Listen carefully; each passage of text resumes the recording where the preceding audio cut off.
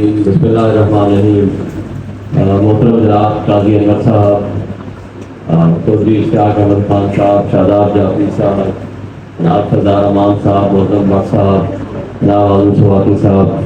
جناب آصف صاحب, جناب رحمانی صاحب اور میرے باقی دوست بھائی بہن, السلام علیکم. آپ نے بڑی پرمغز تقریریں اور بڑی خوبصورت باتیں سن لی. میں مختصر سی کوشش کروں گا کہ بات کروں. دیکھیں, آج جس کیفیت اور جن حالات سے ہم گزر رہے ہیں, پاکستانی معاشرہ, وکلا اور نظام انصاف آج جس زبوں حالی کا شکار ہے, پچھلے 76 سالوں میں, ایون مارشل لاء کے زمانے میں بھی اتنی بدترین سچویشن سے ہم نہیں گزرے. وجہ کیا ہے؟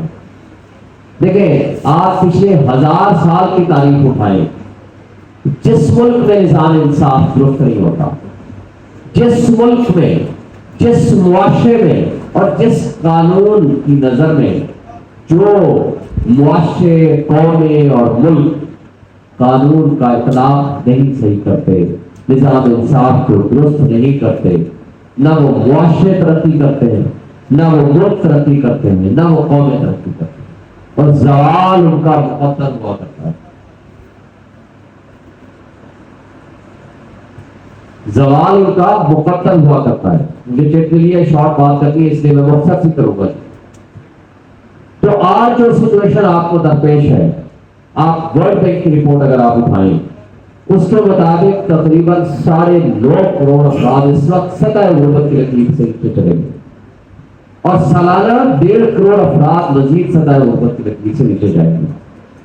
اور یہ وہ کیفیت ہے کہ جب آپ سوچیں, یعنی غریب آدمی وہ ہے جو سطح غربت کی لکیر سے بھی نیچے, تو وہ 2 وقت کا کھانا نہیں کھا سکتا. یعنی آج بھی تقریباً نصف آبادی ہماری اس پوزیشن میں کھڑی تھی.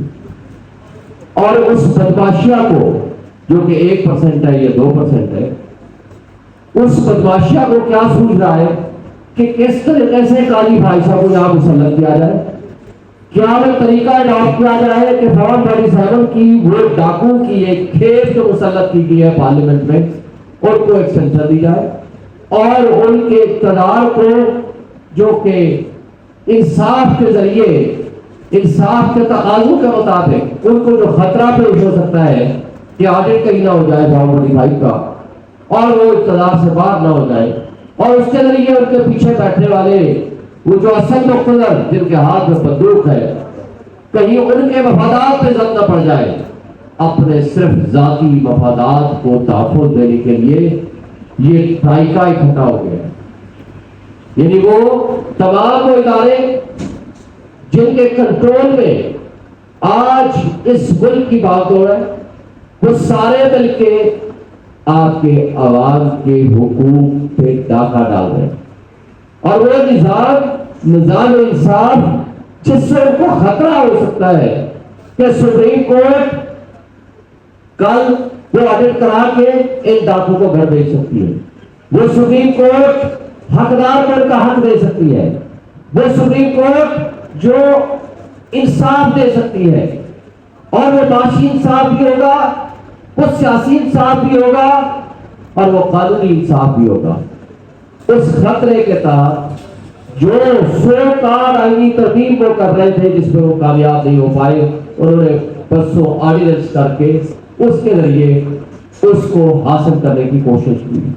یعنی جس آرڈیننس, جس act, practice and procedure act, جس کی تعریفات گنتے گنتے 1 سال گزر گیا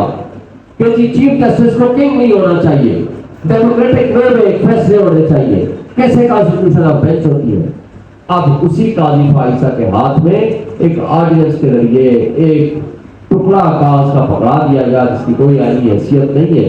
اور جس کے ذریعے اس نے سینئر موسٹ سے جس کو ہٹا کے اپنے مرضی کا ایک جج لگا کے اب وہ کیس فکس کرے گا, تاکہ وہ راستہ ہموار کر سکے جس کے ذریعے قوم کے آئینی حقوق, بنیادی حقوق معطل ہو سکے. اور جو یہ کرتے جا رہے ہیں, میں آپ کو ایک بات کرنا چاہتا ہوں, وہ 2007 سے 2009 کی جو تاریخ تھی, اس وقت وہ سپریم کورٹ کو نہیں ختم کر رہے تھے, اس کے اوپر کوئی سپر سپریم کورٹ نہیں بٹھا رہے تھے, وہ چند لوگوں کو نکالا جس کے لیے ہم نے کہا نہیں جوڈیشری کو انڈیپینڈنٹ ہونا چاہیے. اور اس وقت بھی rule of law, supremacy of constitution and independence of judiciary ہمارا مانو تھا. اور آج اس سے بڑھ کر ہے, آج نظام انصاف پہ حملہ ہے, آج آپ کے آئین پہ حملہ ہے, آج آپ کے بنیادی انسانی حقوق معطل کرنے جا رہے ہیں for all time to come, permanent basis پہ. اور یہ اتنا بڑا جرم ہے کہ جس کے ذریعے نہ اظہار آزادی رائے رہے گا, اور جس کو چاہے اٹھا کے لے جائے آرٹیکل 199 میں جو ترمیم کی جا رہی ہے, اور آرٹیکل 8 میں ترمیم کر کے وہ آپ کے جو بنیادی حقوق ہیں وہ ختم کیے جا رہے ہیں. اور یہ اس طرح کی جو حرکتیں کرنے جا رہے ہیں, اور پرائم منسٹر سو کارڈ جو 17 سیٹوں کے ساتھ قبضہ کر کے بیٹھا ہوا ہے, مجھے بتا دیں اگر کسی بلڈنگ میں کوئی کاغذ کا ٹکڑا ECP سے اٹھا کے کوئی جا کر قابض ہو جائے,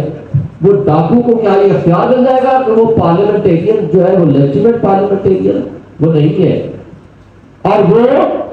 اپوائنٹ کرے گا سو کارڈ آئینی عدالت کا چیف جسٹس اور باقی ججز کو. یہ کیسے ممکن ہے؟ کوئی کنفلکٹ آف انٹرسٹ نہیں ہوگا؟ کیا وہ انصاف کرے گا کہ کس طرح کے ہیڈ پہ ججز بنائیں گے؟ پھر وہ جو ایج رکھی ہے وہ 62 ایئر سے 65 سے 68 ایئر تک ان کو لے کے ہے, تاکہ ان ججز میں سے قاضی بھائی صاحب کو اور ججز کو وہاں تعینات کیا جا سکے. اور یہ اتنا بڑا جرم ہے ہماری قوم کے ساتھ, ہمارے آئین کے ساتھ, ہمارے نظام انصاف کے ساتھ. میرے دوستو, یہ وہ واحد ادارہ ہے, ہماری آرگنائزیشنز, ہماری بار اسٹیشنز, ہماری بار کونسل. یہ الگ بات ہے کہ 2007 سے 2009 میں بھی ہمارے کچھ لوگ بکے تھے, آپ کو یاد ہوگا, میں نام لیے بغیر کہوں گا, وہ کچھ لوگ چلے گئے تھے, مگر آج بھی کچھ لوگ ایسے ہیں جو آپ کو بیچنا چاہتے ہیں, مگر آپ نے ہمیشہ عوام کی فلاح و بہبود کے لیے, ان کے آئینی حقوق کے تحفظ کے لیے آپ کھڑے ہوئے, اور اپنی ذات کے لیے نہیں. لیکن ہماری ذات, ہمارا یہ ملک ہے, ہماری ذات آئین کی بالادستی ہے, ہماری ذات انصاف کے نظام کی درستگی ہے, ہماری ذات جمہوری روایات کا استحکام ہے. اور اس کے لیے ہم نے جدوجہد ماضی میں بھی کی ہے, اور اب یہ ہم سب پہ لازم ہے. سب لوگ نکلیں, اس جدوجہد میں شریک ہو جائیں, اور انشاءاللہ تعالی